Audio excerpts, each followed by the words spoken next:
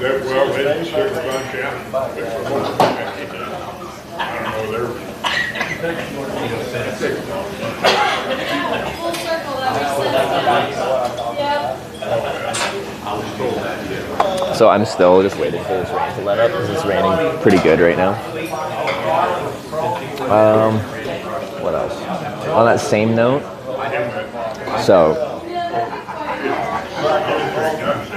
when I was like hitchhiking, pre-streaming, 2015, my first international trip was like hitchhiking across Canada, finding a really cheap flight to Ireland, hitchhiking around Europe for 4 months, hitchhiking across Russia, flying to Japan, hitchhiking through Japan, and then flying home. And that entire trip cost me like $4,400.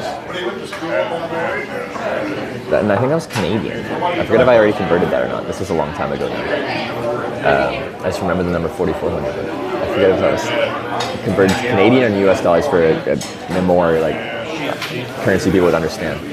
Anyway, that's really cheap, including flights, including everything. I actually logged all my expenses on that trip. I don't anymore, which is kind of funny because now it's actually my business, so you should log income and expenses a bit more. But I was curious how cheap I could do it. And 7 months of travel for $4,400 is really cheap, including flights. But like, one thing is just like in a lot of European cities, they don't have like gates you have to get through to get onto like the metro and stuff like that. And like, I was very young and I'm just like, no one's checking. And I had like a whole thing about if I got caught, how I was going to play that. But like, I have a very different mentality on traveling.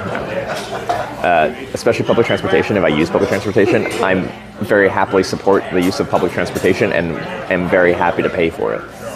But like, I was young and poor. Thank you.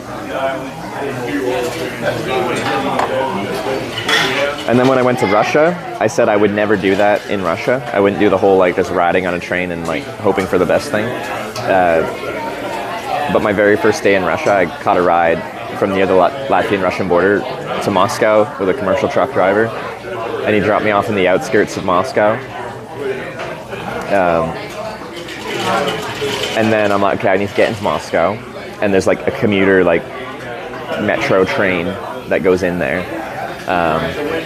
which is great. But I just got to Russia. I hadn't like gotten any rubles out.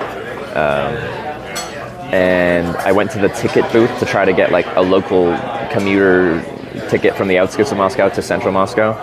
And they only took cash. They didn't take any cards. And I'm like, okay, well, I have euros. They wouldn't take euros.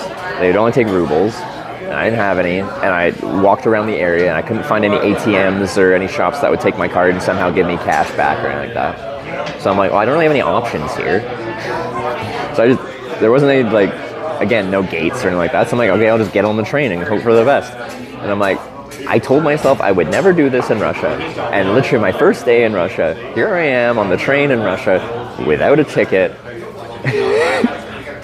Dang it, Trevor. But yeah, at every stop, I'd like look at the stop. I'd be like, oh, yeah, I can just see, like, I'm gonna walk out of the station and be free. And there's no like police or security or anything like that. But the train went all the way to Moscow